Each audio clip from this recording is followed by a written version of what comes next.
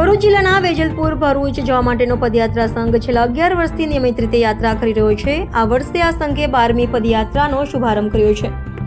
ગત વર્ષોની જેમ આ વર્ષે પણ મોટી સંખ્યામાં પદયાત્રીઓ માતાજીના જયઘોષ સાથે અંબાજી જવા માટે ઉત્સાહપૂર્વક રવાના થયા। શુભારંભ અને પદયાત્રીનો ઉત્સાહ વેજલપુર ગામના મુખ્ય ચોક ખાતેથી આ પદયાત્રા સંઘનો પ્રારંભ થયો।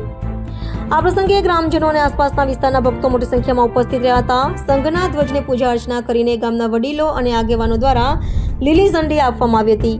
આ પદયાત્રામાં 70થી વધુ શ્રદ્ધાળુઓ જોડાયા છે, જેમાં યુવાનો, મહિલાઓ અને વડીલોનો સમાવેશ થાય છે। સૌ પદયાત્રીઓએ બોલ માળી અંબે અંબે જય જય અંબેના નાદ સાથે આસ્થા અને ભક્તિભાવપૂર્વક યાત્રાનો પ્રારંભ કર્યો હતો।